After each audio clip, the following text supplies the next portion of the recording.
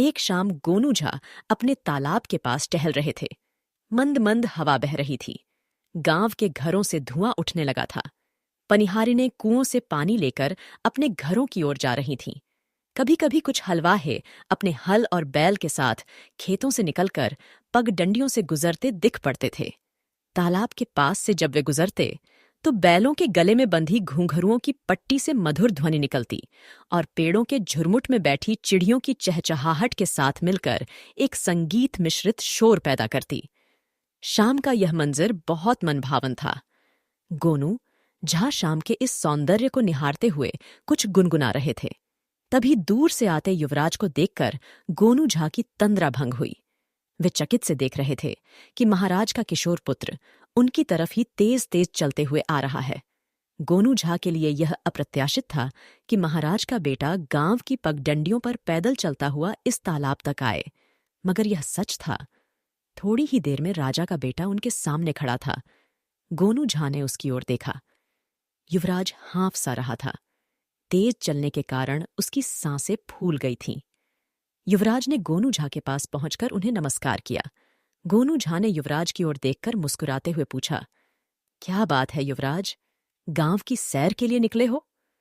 युवराज ने अपनी सांसों पर काबू पाते हुए कहा, पंडित जी, मुझे कोई सच सा लगने वाला ऐसा झूठ बताइए जिससे बड़ा कोई दूसरा झूठ नहीं हो। युवराज की बात सुनकर गोनू झा हतप्रभ रह गए। दोस्तों, ऐसे और भी इंटरेस्टिंग कहानियों के लिए मेरे चैनल को सब्सक्राइब करना मत भूलिएगा। तो आइए अब आगे सुनते हैं। अरे, ऐसा क्या है युवराज? अचानक आपको यह क्या सूझी कि एक झूठ की तलाश में गांव चले आए? गोनू झा ने पूछा। हालांकि गोनू झा समझ चुके थे कि जरूर कोई ऐसी घटना हो गई है जिससे युवराज परेशान हैं और खुद चलकर उनके पास आए हैं। युवराज ने उनकी ओर अनुनय भरी दृष्टि से देखा और कहा, बस पंडित जी, मुझे आप कोई ऐसा झूठ बताइए जिसकी कोई काट नहीं हो। गोनू झा ने युवराज की बेबसी भांप ली और उसका कंधा थपथपाते हुए बोले, युवराज, आपको झूठ सुनना है तो मैं जरूर सुनाऊंगा, लेकिन यदि आप मुझे बता दें कि आप यह झूठ क्यों सुनना चाहते हैं तो शायद मैं आपके लिए ज्यादा अनुकूल झूठ बता पाऊं। आइए पहले घर चलते हैं, वहीं बैठकर बातचीत करते हैं और आपकी जरूरत समझकर कोई झूठ भी आपको बता दूंगा। गोनू झा अपने साथ युवराज को लेकर अपने घर आ गए। पत्नी को आवाज देकर युवराज के लिए मिठाई और लस्सी मंगवाई। जलपान से निवृत्त होकर युवराज ने फिर गोनू झा से कहा, पंडित जी, शाम ढल रही है। महल में मेरे न होने से वहां सभी चिंतित होंगे। कृपया मुझे कोई झूठ सुना दें, ऐसा झूठ जिससे बड़ा झूठ कोई दूसरा मुझे नहीं सुना सके। गोनू झा ने कहा, युवराज, पहले आप मुझे बताएं कि आप ऐसा झूठ क्यों सुनना चाहते हैं। मुझे पूरी बात बताइए, तभी मैं आपकी कोई सहायता कर सकूंगा। युवराज ने गोनू झा को बताना शुरू किया, पंडित जी, आज सुबह मैं दीवान और नगर सेठ के पुत्रों के साथ बाजार गया था। वे दोनों मेरे मित्र हैं और सहपाठी भी। हम तीनों बाजार में मटर गश्ती करते हुए इधर उधर की बातचीत कर रहे थे। थोड़ी देर में ही बातें झूठ पर टिक गईं। सभी तरह तरह की झूठी गप्पें हाँकते और हंसते। इसी तरह बात में हम तीनों बहुत जोश में आ गए और हम में बाजी लग गई कि जो सबसे बड़ा झूठ बोलेगा उसे 100 स्वर्ण मुद्राएं मिलेंगी। इतना कहकर युवराज चुप हो गया। युवराज की मुखमुद्रा देखकर गोनू झा को यह बात समझ में आ गई कि बात यहीं खत्म नहीं हुई है। उन्होंने युवराज से कहा, युवराज, आप चुप हो गए, आगे क्या हुआ बताइए, नहीं तो मैं आपकी मदद नहीं कर पाऊंगा। युवराज ने झिझकते हुए कहना शुरू किया, पंडित जी, इसके बाद दीवान पुत्र ने सबसे पहले झूठ सुनाना शुरू कर दिया। उसने कहा, आज से 100 साल पहले मेरे परदादा यहाँ के राजा थे और आज जो मिथिला नरेश हैं उनके परदादा बहुत गरीब थे, यानी निर्धन। इधर उधर टहल टिकोला करते उनकी जिंदगी गुजर रही थी। एक दिन वे मेरे परदादा के पास आए जिससे कि राजकोष से उनकी परवरिश के लिए एक निश्चित रकम वेतन के रूप में मिल सके। मेरे परदादा को उन पर दया आ गई और उन्होंने उन्हें हुक्का भरने के काम पर अपनी निजी चाकरी के लिए रख लिया। युवराज ने आगे बताया, क्या कहूं पंडित जी, उसकी गप सुनते ही मेरी मति मारी गई और मुझे गुस्सा आ गया और मैं गुस्से में बोल पड़ा, झूठ, बिल्कुल झूठ, ऐसा हो ही नहीं सकता। मिथिला नरेश का वंश वृक्ष राजमहल में उपलब्ध है, चाहो तो देख लो। मेरा ऐसा कहना था कि दीवान के बेटे ने तपाक से कहा। मैंने कब कहा कि मैं सच कह रहा हूं? अरे यार, बात तो झूठ की थी। लो, मैंने सुना दी, सबसे बड़ी झूठ। अब निकालो 100 स्वर्ण मुद्राएं। और चूंकि मैं शर्त हार गया था, इसलिए मैंने दीवान पुत्र को 100 स्वर्ण मुद्राएं दे दी। गोनू झा पूरी तन्मयता से युवराज की बातें सुन रहे थे। उन्होंने युवराज की ओर देखते हुए पूछा, फिर क्या हुआ युवराज? युवराज ने फिर कहना शुरू किया, पंडित जी। इसके बाद नगर सेठ के पुत्र ने कहना शुरू किया, एक बार की बात है, राज्य में भयंकर बाढ़ आई हुई थी। सारे खेत खलिहान डूब गए थे। गांव के लोग जीवन रक्षा के लिए पलायन कर गए। यही हाल नगर का था। नगरवासी भी बाढ़ की विनाश लीला से बचने के लिए सुरक्षित स्थानों पर आ चुके थे। नगर में केवल मेरा परिवार बचा रह गया था, या फिर महाराज का। चूंकि मेरा परिवार व्यापार से धन अर्जन करता है, इसलिए हमारे पास अनाज का अकूत भंडार था, जो हमारे भवन के सबसे ऊपरी तल्ले पर रखा गया था कि यदि बाढ़ का पानी हमारे भवन में प्रवेश करे तो अनाज को कोई क्षति न पहुंचे। बाढ़ के कारण राजभवन के छोटे कर्मचारी और खिदमतगार भाग चुके थे। एक दिन बाढ़ का पानी राजभवन में घुस ही गया और देखते देखते राजभवन का अन्न भंडार पानी में डूब गया। इसके बाद राजभवन के लोग भूख से बिलबिलाने लगे। तब महाराज स्वयं मेरे पिता के पास आए और अपना अंग वस्त्रम उनके सामने फैलाकर विनती की और बोले, सेठ जी, दया करके हमारे महल में कुछ अनाज की बोरियां भिजवा दीजिए। भगवान आपको मदद करेगा। ठीक वैसे ही बोल रहे थे महाराज, जैसे भिखमंगे भीख मांगने के लिए बोलते हैं, गुहार लगाते हैं। बस पंडित जी।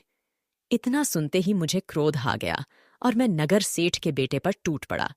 उसका गला दबाते हुए मैं चीखने लगा, शर्म नहीं आती तुम्हें महाराज के प्रति ऐसा झूठा बकवास करते हुए? तुम्हारे पिता जैसे 1000 व्यापारी मिलकर भी मिथिला नरेश की संपदा की बराबरी नहीं कर सकते। इसके बाद पंडित जी, नगर सेठ के पुत्र ने विनम्रतापूर्वक अपना गला छुड़ाते हुए कहा, क्रोधित न हो युवराज, बात तो झूठ कहने की थी। मुझे खुशी है कि मैंने आपको सबसे बड़ा झूठ सुना दिया। अब आप अंटी ढीला करें। आप शर्त हार गए, इसलिए निकालिए 100 स्वर्ण मुद्राएं। युवराज ने कहा और लंबी सांस ली। फिर गोनू झा की ओर देखकर कहा, बस पंडित जी, शर्त के अनुसार मैंने 100 स्वर्ण मुद्राएं दे दी और उन्हें यह कहकर वापस आ गया कि शाम होने को है। मैं अपनी तरफ से झूठ कल सुनाऊंगा। इसके बाद पंडित जी, मैं आपको खोजता हुआ तालाब के पास पहुंच गया। मैं मुश्किल में हूं पंडित जी, क्योंकि वे 200 स्वर्ण मुद्राएं राजकोष की हैं। यदि इन्हें कोषागार में नहीं डाला गया तो मैं किसी को मुंह दिखाने के काबिल नहीं रह पाऊंगा।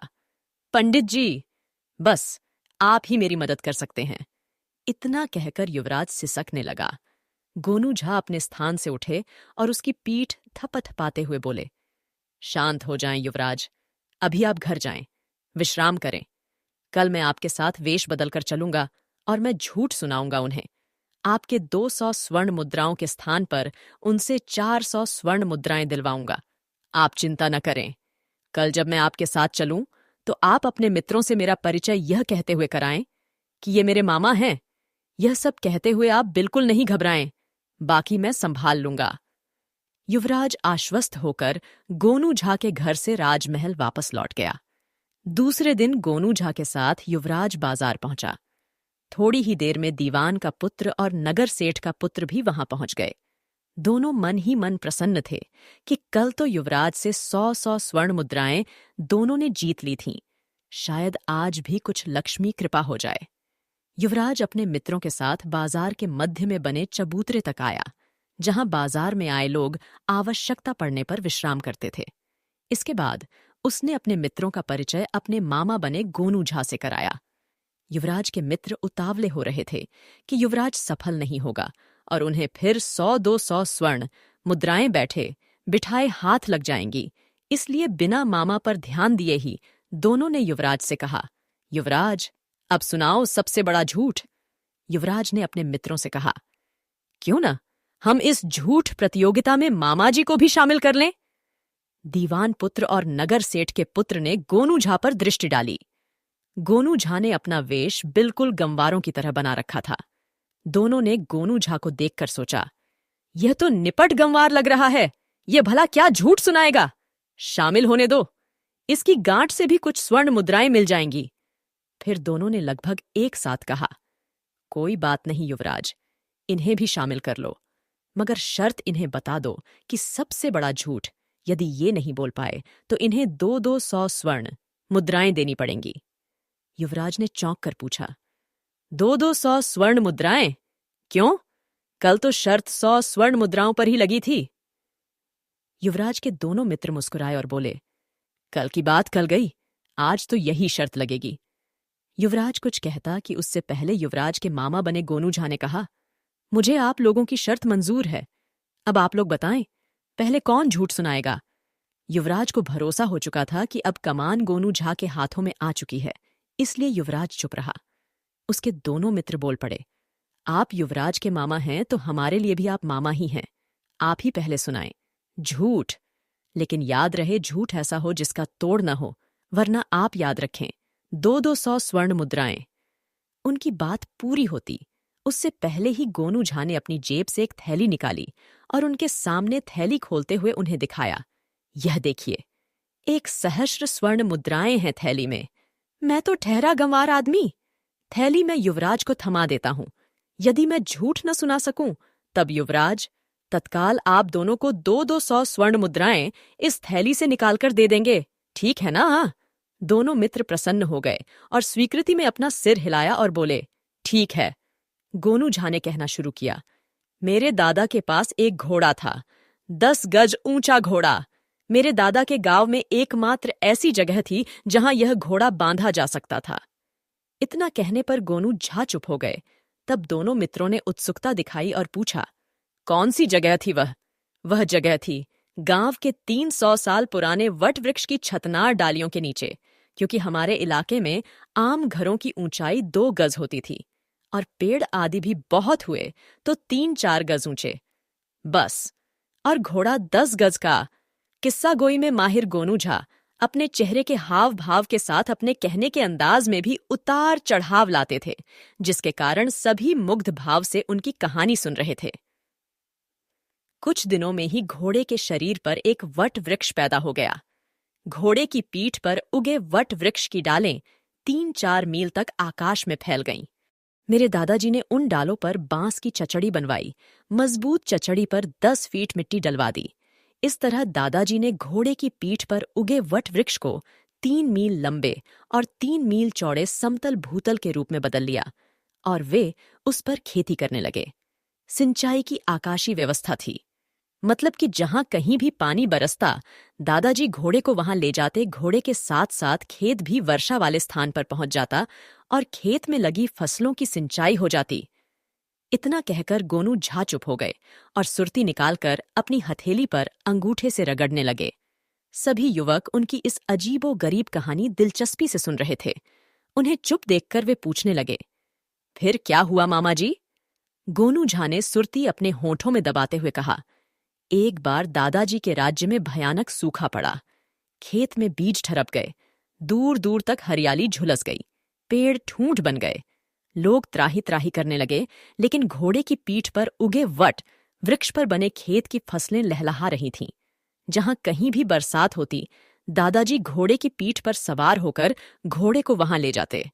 सारे राज्य में अनाज भंडार रिक्त हो गए, लेकिन हमारे दादाजी का अनाज भंडार अनाज से ठसाठस भरा हुआ था। सूखे के कारण जो तबाही पैदा हुई थी, उससे नगर सेठ के दादा और दीवान जी के दादा भी प्रभावित हुए थे। एक दिन वे दोनों मेरे दादाजी के पास आकर रोने लगे और बताने लगे कि उनका परिवार अनाज के अभाव में भूखों मर रहा है। उनका रुदन सुनकर मेरे दादाजी को दया आ गई और उन्होंने दीवान के दादा को 1000 मन गेहूं, 1000 मन चावल और 500 मन दाल देकर उसका कागज बनवा लिया कि जब उनके पास इतना अनाज हो जाएगा, तब वे मेरे दादाजी को वह अनाज वापस कर देंगे। मेरे दादाजी ने नगर सेठ के दादाजी को भी इतना ही अनाज दिया और उसके दस्तावेज बनाकर उनसे अंगूठे का निशान लगवा लिया कि जब उन्हें उनका अनाज वापस मिल जाएगा, तब वे दस्तावेज नष्ट कर देंगे। तब से हमारी 2 पीढ़ी गुजर गई और अब वह दस्तावेज मेरे पास आया है। नगर सेठ और दीवान ने अब तक हमारे दादाजी का अनाज वापस नहीं किया है। दीवान और नगर सेठ के पुत्रों ने जब गोनू झा की कथा सुनी तो वे युवराज की तरफ देखते हुए बोले, कसम से ये आदमी झूठा है, ऐसा कभी नहीं हुआ। भला 10 गज का भी घोड़ा हो सकता है। कपोल कल्पित बातें कहकर तुम्हारे मामा हमारा अपमान कर रहे हैं। गोनू झा हंस पड़े। यदि मेरी बातें झूठ हैं तो निकालो 200 स्वर्ण मुद्राएं, नहीं तो मैं निकालता हूं तुम्हारे दादाजी के दस्तावेज। दोनों झेप गए। वे शर्त हार चुके थे। 200 स्वर्ण मुद्राएं देना उनके वश की बात नहीं थी, इसीलिए दोनों ही युवराज के सामने गिड़गिड़ाने लगे। युवराज का दिल भी अपने मित्रों की बेबसी पर पिघल गया और उसने गोनू झा से कहा, जाने दीजिए मामा जी। गोनू झा ने मुस्कुराते हुए कहा, जाने तो दूंगा युवराज, यदि ये दोनों आपकी स्वर्ण मुद्राएं लौटा दें और यह संकल्प लें कि भविष्य में इस तरह की शर्तें वे किसी के साथ भी नहीं लगाएंगे। तब नगर सेठ और दीवान के पुत्र ने युवराज से जीती गई रकम युवराज को लौटा दी और गोनू झा के सामने हाथ जोड़कर बोले, मामा जी, अब कभी हम इस तरह की शर्तें नहीं लगाएंगे, हमें क्षमा करें। हम आपको वचन देते हैं कि भविष्य में धन प्राप्ति के लिए उचित मार्ग ही तलाशेंगे। इसके लिए शर्त लगाने या जुआ खेलने की कल्पना भी नहीं करेंगे। उनकी बात सुनकर गोनू झा खुश हुए और तीनों युवकों को मिठाई की दुकान में ले जाकर अपनी ओर से जी भरकर मिठाई खिलाई और खुद भी जी भर के मिठाइयां खाईं। फिर वे लोग अपने घर वापस आ गए। दोस्तों, यह कहानी यहीं खत्म होती है और भी बेहतरीन कहानीकारों की इंटरेस्टिंग कहानियों के लिए प्लेलिस्ट पर क्लिक करना और साथ ही लाइक सब्सक्राइब करना मत भूलिएगा। सुनने के लिए धन्यवाद।